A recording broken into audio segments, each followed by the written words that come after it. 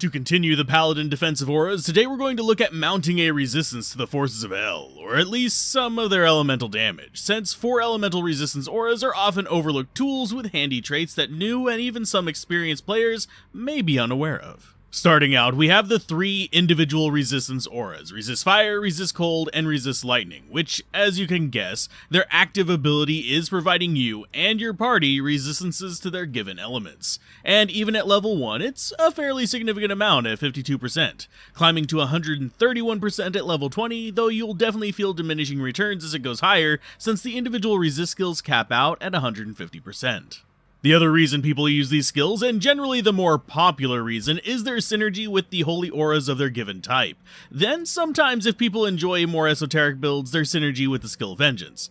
This is doubly true for what are known as Tesladins, Auradins, and Dragon Paladins, who use the skills to bump auras from equipment rather than ones they've invested hard points into, since this will allow them much more freedom with their skill point distribution, though we'll get a bit more into that in a future episode. This is because these auras actually have something else included in their arsenal, and that is that they can also improve maximum resist, with different conditions determining just how much they do that. When not actively being used, they increase just the Paladin's maximum resist by the skill level divided by 2. So if you have 20 hard points in resist fire, but aren't actively using it, you'll end up with a cap of 85% fire resist instead of 75%. Now, if the aura is active, the Paladin can actually share this boost to maximum resist, but at an even higher rate of 1% per hard point, so that 20 hard points in fire resist, while active, will actually make it so that you and your entire party can get up to 95% in your fire resists, greatly reducing the damage of fire attacks. Now, it's important that we remember that this is based on hard points, so plus skills will not boost the amount of maximum resist that they're limited to.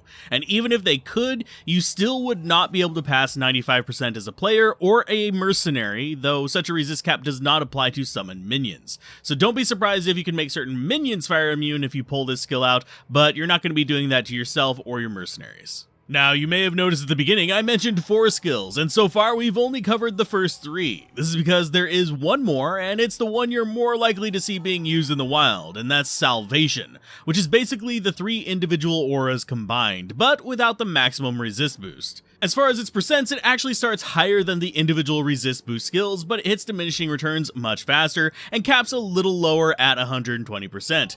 This usually results in most people treating it as a one-point wonder and letting plus skills do the rest. This is especially handy since, like the other 3 skills, it does not require any prerequisites and will provide a much smaller boost to all the elemental auras and Vengeance too through synergies. Now, one factor a lot of new players miss on this is just what it actually provides resistances to, since it's not a resist all boost, because it only provides a boost to fire, lightning, and cold damage. So you need to use your gear to handle that unfortunate poison damage that is going to creep in on you. Overall, I only rarely use these skills directly, though with the addition of equipment like the runeword Flickering Flame, I do hope we'll maybe, just maybe, see a few more of the resistance auras crop up on equipment to fit these themes in the coming patches.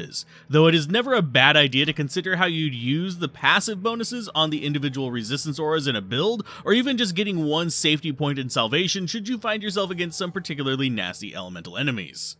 So do you prioritize resist, or would you rather focus on raw damage? Mention why down below, and stay tuned to the skill guide playlist if you want to learn more about the entire 210 skill library of Diablo 2, and as always, a special thanks to the channel members, patrons, and viewers like you for making videos like this possible.